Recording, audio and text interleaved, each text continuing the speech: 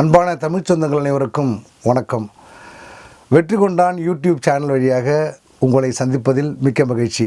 திரைத்துறையில் வெற்றி கொண்டான், தேர்தலில் வெற்றி கொண்டான், பொது வாழ்க்கையில் வெற்றி கண்டு கொண்டிருக்கிறான். என்ன மாதிரி ஒரு சாமானியமான ஒரு ஆளுக்கெல்லாம் இந்த மாதிரி ஊடகத்தில் பேசணுன்னெலாம் தோணுனதில்லை, அதை செய்யணும்னு கூட தோணுனதில்லை. ஆனால் பார்த்திங்கன்னா இன்றைய சூழ்நிலையில் எங்கே பார்த்தாலும் ஒரே வெறுப்பு பேச்சு, அவதூறு பேச்சு, வன்மை பேச்சு.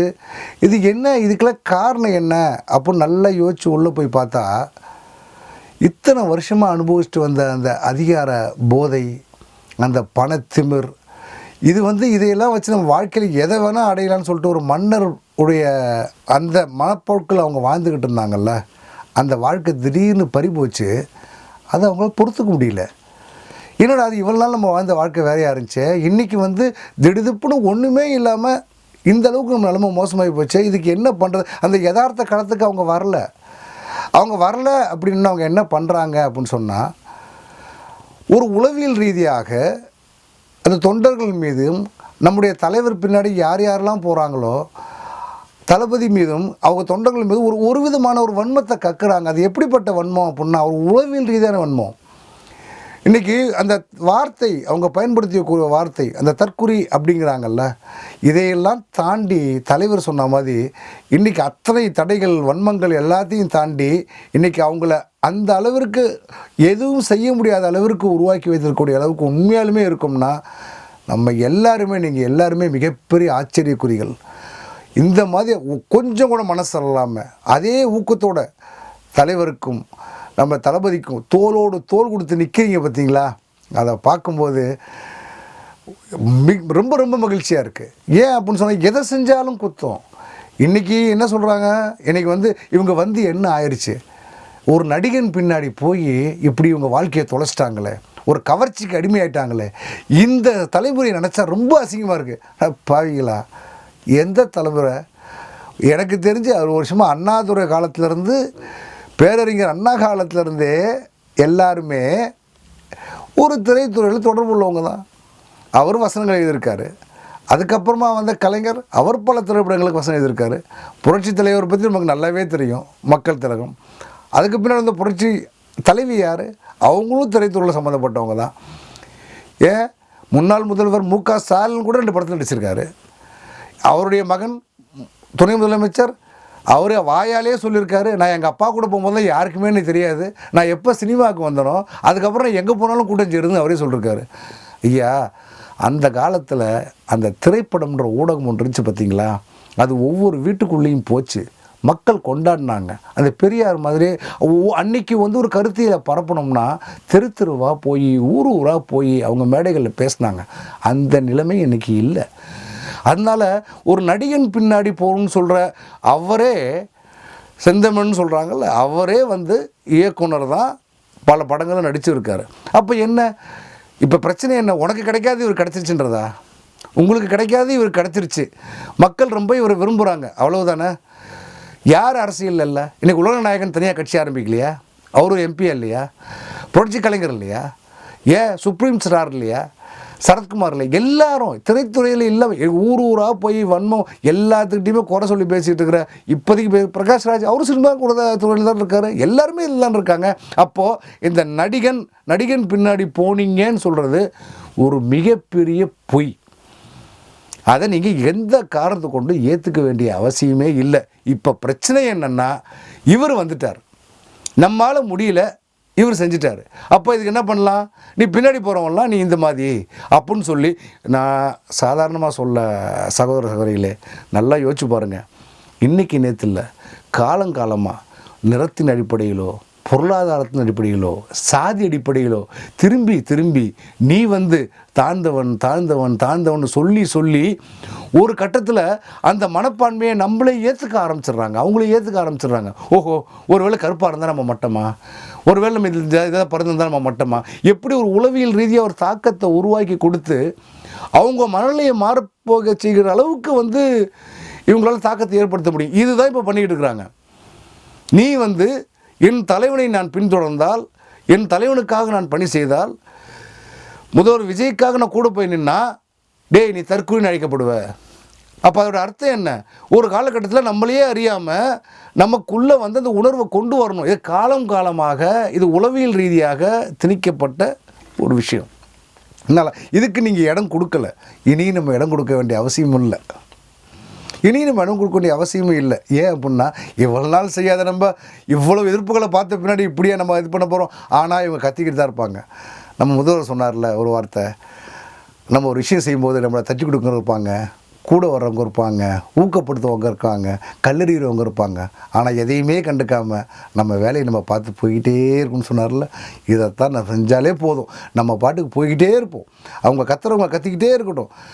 இன்றைக்கி பேசுகிறாங்க மருத்துவ மாணவிகள், உளவியல் உயர்கல்வி படிக்க போகிறவங்க, இவங்கெல்லாம் வந்து ஒன்றுமே பேச மாட்டார். ஐயா, அது கூட ரெண்டாவது அடுத்த கட்டம்தான். இன்றைக்கி ஒவ்வொரு மதுக்கடையும் மூடினார்ல, அந்த மதுக்கடைகளை மூடினாங்கல்ல, எங்கெங்கே இருந்த மதுக்கடைகள் தெரியுமா? எனக்கு தெரிஞ்சு தம்பி, தாய்மார்களுக்கு தெரியும், நான் சொல்ல வேண்டிய அவசியமே இல்லை. எனக்கு தெரிஞ்சு திருசூலம் ஏர்போர்ட் தாண்டி நம்ம பிரிட்ஜ் ஏறுவோம் தெரியுமா? அது இறங்கும்போது அந்த இறக்கத்தில் 50 மீட்டர் இடைவெளிக்குள்ளே 2 மதுபான கடைகள், டாஸ்மாக் கடைங்க. அந்த 2மே மெயின் ரோட்லேயே இருக்கும். அந்த 2ம் பார்த்தீங்க அப்படின்னா 2 பில்டிங் தள்ளி ஒன்று கோயில், 2 பில்டிங் தள்ளி உள்ளே போனால் மசூதி. ஆனால் இதை வந்து மக்கள் 3 வருஷமாக போராடினாங்க. 3 வருஷமாக எந்த அளவுக்கு போராடினாங்கன்னா, ரோட்டில் இறங்கி அந்த பெண்களால் போக முடியல, வர முடியல, அந்த குழந்தைங்க அவ்வளோ கஷ்டப்படுது, விடிய கூட்டம் இருக்குது, இதை மூடுங்கன்னு சொல்லி மக்கள் நடத்தாத போராட்டம் இல்லை. ஆட்சிக்கு வந்து ஒரு மாதத்துக்குள்ளேயுமே அது போச்சு பார்த்தீங்களா? அந்த மக்கள் எவ்வளோ சந்தோஷப்பட்டாங்க. என் புருஷன் வீட்டுக்கு வரான், வீட்டுக்கு வந்து அவன் சாப்பிட்டு குடிச்சிட்டு கூட வந்தான் வச்சுக்கலாம், சாப்பிட்டு வந்து குடிச்சிட்டு படுக்கிறான். ஏதோ ஒரு சின்ன பிரச்சனை வருது, சின்ன பிரச்சனை வந்தால் கூட சரி காலைல பார்த்து சண்டை போட்டு படுத்துருவான். இதே கடை விடிய திறந்துருந்தா என்ன ஆகும்? திரும்பி போய் ஒரு கோட்டை போட்டு வரான். அப்போ திரும்பி சண்டை போட்டு குடும்பம் வீணாக போகாதா? அடுத்த நாள் வேலைக்கும் போக முடியாது. ஐயா, நீ வேலைக்கும் போக விட மாட்டேன், குடும்பத்தை தூங்கவும் விட மாட்டேன், அந்த குடும்பத்தில் இருக்க அந்த குழந்தைங்க இருக்குல்ல, அதுக்கு அடுத்த ஸ்கூலுக்கு போவேனாமா? இன்றைக்கி ஸ்கூலுக்கு போனதானே அடுத்து கல்லூரிக்கு. இன்றைக்கி நான் தூங்கி எந்திரிச்சு அடுத்த நாள் நான் பள்ளிக்கு போனால் தானே அடுத்து என்னுடைய எதிர்காலமே. அதை செஞ்சார்ல, அந்த மாற்றத்தை கொண்டு வந்தார்ல. இன்றைக்கி அதை புரிஞ்சிக்க முடியல. இது எத்தனை தாய்மார்கள் திரும்ப உணர்ந்துருக்காங்க. ஆனால் இவங்களுக்கு அதெல்லாம் தெரியாது. என்ன பண்ணாங்க? ஒன்றுமே பண்ணல, எந்த வளர்ச்சியும் இல்லை. என்ன பண்ணாங்க? என்ன அடிப்படையில் என்ன தேவை? ஒரு குடும்பம் நிம்மதியாக இருந்தால் அந்த ஊர் நிம்மதியாக இருக்கும். அந்த குடும்பம் நல்லபடியாக வளர்ந்தால் அந்த சமுதாயம் நல்லபடியாக இருக்கும். அதை தானே செஞ்சார். ஆனால் இதெல்லாம் நமக்கு இந்த மாதிரி மாற்றமே எங்களுக்கு தேவையில்லை. நீ விடிய குடி வாங்கி கொடு. விடியல் ஆட்சியில் விடிய இருக்கணும், எந்த நேரமும் இருக்கணும். அவன் குடிச்சு படுத்துக்கிட்டு இருந்தால் அந்த குடும்பம் நல்லாயிருக்கும். நமக்கு அது தேவை. அதுதான். அப்போ அந்த மாதிரி ஆட்சி தான் வேணும். சரி, இன்னொரு பக்கம் எனக்கு தெரிஞ்ச கட்சிக்காரர் அவர், அந்த அந்த நம்ம எதிர்கட்சின்னு சொல்லக்கூடிய அவங்களுடைய அந்த கட்சி சொந்த கட்சிக்காரரை அவங்க அம்மா இறந்து போய் 2 வருஷமாக பர்த் சர்டிஃபிகேட் வாங்குறதுக்கும் வாரிசு அலைஞ்சிக்கிட்டே இருந்தார். இப்போ இந்த ஆட்சி வந்து இன்றைக்கி அப்ளை பண்ணி அடுத்த நாள் வாங்குறாரு. அவரு சொல்கிறாரு, ஐயா எங்களுடைய ஆட்சியிலே நடக்கலை, இப்போ நடக்குது. எந்த ஒரு இடைத்தரகரும் அவர் காசு தர கூட ரெடியாக இருந்திருக்காரு. ஆனால் அப்போ கூட வேலை நடக்கலை. இப்போ உங்களுக்கு என்ன தெரியுமா வேணும்? இப்போ அவங்களுக்கு என்ன மெயினாக உண்மையாக எதிர்பார்க்குறாங்க அப்படின்னா, நம்ம வந்து பார்த்திங்கன்னா ஒரு வட்டம் அந்த அந்த ரேஞ்சில் இருந்தோம்னா ஒரு சில லட்சங்கள், ஒரு பகுதி அப்படி தான், ஒரு கோடி, சரி ஒரு எம்எல்ஏ பல கோடிகள், சரி ஒரு மாவட்ட செயலாளர், ஒரு மந்திரி, எம்பி சொல்லவே வேணாம். நம்ம எல்லாருமே வந்து கல்வி தாளாளர்கள். எவ்வளவு சொத்து இருக்கும்னா, ஒவ்வொருத்தருக்குமே ஒவ்வொரு மாவட்டத்துலேயும் பல பொறியியல் கல்லூரிகள், பல மருத்துவக் கல்லூரிகள் அந்த மாதிரி தான் வச்சுருப்பாங்க. ஒவ்வொரு மாவட்டத்தையும் நீங்கள் தாண்டி போங்க, அந்தந்த மாவட்டத்தில் ஒவ்வொரு மாவட்டத்துலேயுமே அவங்க வந்து ஒரு ராஜா மாதிரி தான் வாழ்ந்தாங்க. எப்படி விட மனசு வரும்? நான் ராஜா மாதிரி வாழ்ந்துட்டேன், என் பையன் இளவரசன் மாதிரி இருக்கான், ஒரு ராஜபோக வாழ்க்கை. திடீர்னு எல்லாத்தையும் போயிடுச்சு. பணம் மட்டும் இருக்குது. ஆனால் அந்த பணத்தை வச்சு என்ன பண்ண முடியும்? ஊடகம் என் கையில் இருக்குது, திரைத்துறை என் கையில் இருக்குது. பணத்தை தூர வாரி எவ்வளவுக்குள்ளே அசிங்கமாக பேச முடியுமோ பேசு. திருப்பி அதை உள்ளே கொண்டு போய் சேரு. நீங்கள்லாம் சரியில்லை அறிவு இல்லாதவங்க. எப்படி எத்தனை அந்த கல்லூரி மாணவர்கள் சாராய போய் ஓட்ட போட்டாங்க தெரியுமா? எனக்கு தெரியும். நீங்கள் சின்ன குழந்தைங்க சொல்கிறீங்க, கல்லூரி மாணவர்கள் ஒட்டு மொத்தமாக போய் அவங்க படிக்கவே இல்லையா? நல்ல மனசாட்சி சொல்லிட்டு நான் பொதுவாக மக்கள்கிட்ட கேட்குறேன், உங்கள் எம்பியை பார்த்தோ இதுக்கு முன்னாடி இருந்த ஆட்சியில் அந்த எம்பியை பார்த்தோ மந்திரியவோ உங்களால் நேரடியாக போய் பார்த்து பேசக்கூடிய வாய்ப்பு இருந்திருக்கா? மனசாட்சியோடு சொல்லுங்கள். அவர் 50 ஏக்கரில் கல்லூரி வச்சுருப்பார்.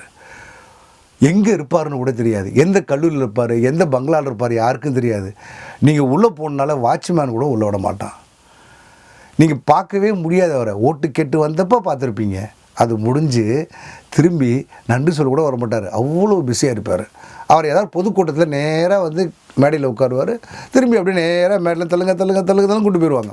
கடைசி வரைக்கும் உங்களுக்கு முறையிடுறது கூட வாய்ப்பு இல்லை. ஏன் இங்கே நம்ம கீழ்ப்பாக்கத்தில் ஏழ்பாக்கம் நம்ம இந்த என்ன சொல்லுவோம் சாஸ்திரி நகர்னு சொல்லுவோம், ஒரு குடிசை பகுதி. அந்த குடிசை பகுதிக்கு குடிநீர் இணைப்பு கொடுத்துருக்காங்க போன ஆட்சியில்.